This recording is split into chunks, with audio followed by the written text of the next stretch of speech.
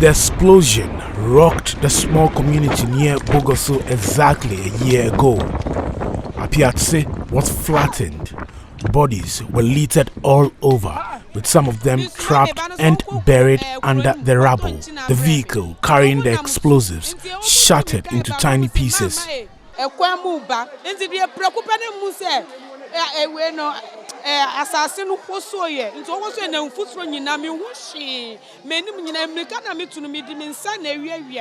old house is closer to the road. Oh, your house is closer to the road. I have so many things. Joseph Appiatse was at work when he was informed about the death of his son, 21-year-old Justice Kwesi Takwa. He also lost his house and the pub.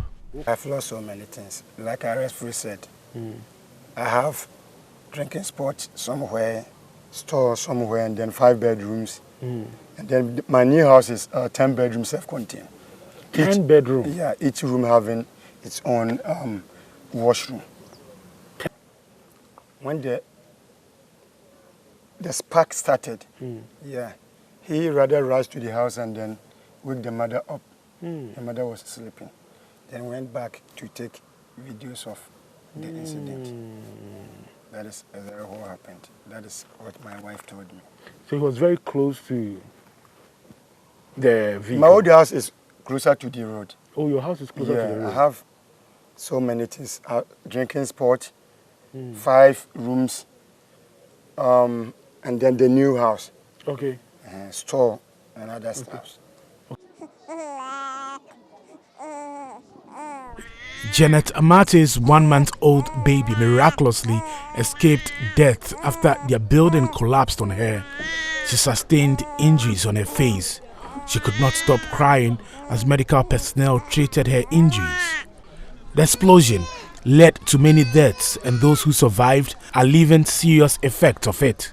A retired ear, nose and throat surgeon, Dr. Paul Kwao Intodi, says some of the residents are experiencing mild to moderate hearing loss.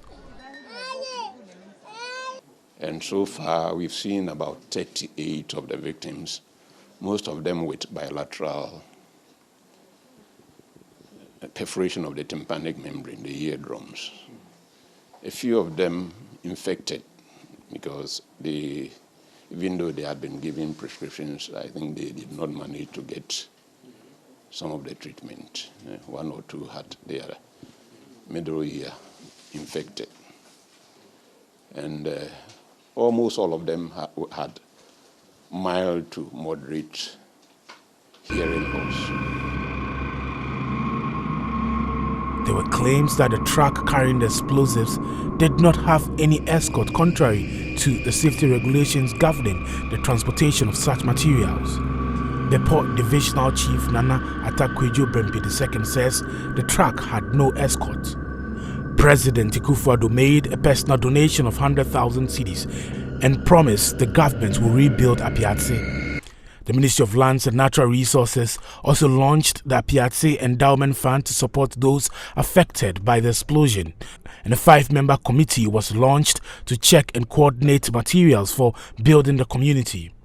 In February 2022, the company involved in the manufacture of the explosives that devastated Appiatse Maxam Company Limited said it disagrees with findings of the Ministry of Lands and Natural Resources that suggest its regulatory breaches led to the explosion. It said the company that transported explosives, Artans Logistics, must be blamed. Although Maxam Company Limited disagreed with the findings, it agreed to pay a $6 million fine imposed on the company. In a recent visit to Appiatse, the Lands and Natural Resources Minister Samuel Abujinapo said Maxam is complying with the sanctions and fine.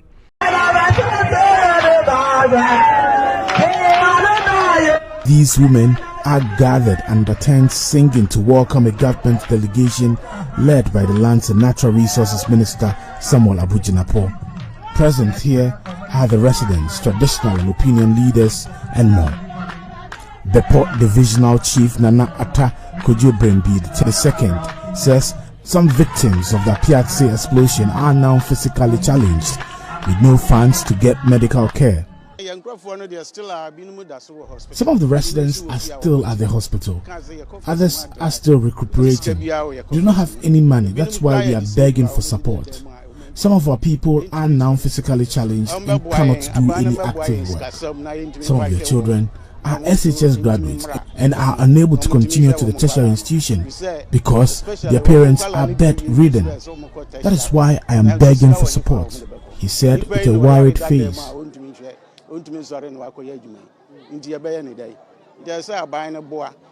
Minister of Lands and Natural Resources Samuel Abujinapo announced more plans to support the victims. He said government is committed to rebuilding the community and restoring the lives of the residents to what it was before or even better. I must say that I'm very happy and excited about the progress of work. The work is on schedule, and God willing, all things being equal, by the end of this year, we will finish phase 1 of the Appiatse reconstruction community, and that will enable us resettle the displaced people of Appiatse. We are building a model community, building a community to become a model for other rural communities in our country. We are fully determined to make sure that we complete this reconstruction and ensure that the people of Appiatse are resettled and resettled properly. It is going to be a climate-friendly community with all the amenities of a modern community: schools, hospital, clinics, community centers, markets, and everything that will make a community a habitable one, with roads and water, sanitation, and everything. And we want to assure Nana and his people that we will work to their satisfaction and make sure that we bring this dream to fruition. Among others, he presented bags of rice cooking oil and made a cash donation to the people. He also inspected the ongoing reconstruction of Appiatse. He is hopeful the contractors will be on schedule to complete the work in June. We're going to have the community first of all, and the displaced indigenes will be resettled and resettled properly in settlements which were far advanced, far modern, far climatically friendly, and all of that. And we are insisting and determined to get value out of the funds which have been given out for this reconstruction. And I will also use this opportunity to continue to call on Ghanaians, to call on all and sundry to contribute to the fund, because as you can see, this is just phase 1 of the development. And indeed, people can take up even some of the projects like school blocks, nurseries, chief compounds, and all of that. Architect of the Appiatse Reconstruction Committee, Charles Blankson Hermans, says the buildings are environmentally friendly and all social amenities will be provided. The original Appiatse township that got blasted, comprising of about 120 houses or so, that is what is being built. The work is impressive. We are using the compressed earth bricks, making the green technology to be quite successful in this execution.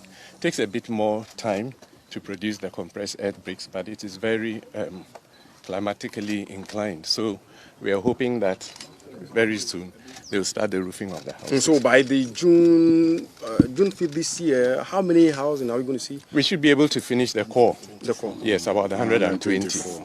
Obviously, because of the Christmas break, work has slowed down, but a lot has been done in the last 3-4 months. So we are hoping that by the June. 1 year on, the people of Appiatse are still living in tents. Many of the people who lost their source of livelihood are yet to recover. The Appiatse explosion serves as a tragic reminder of the importance of safety measures and regulations for the transportation of explosives for mining.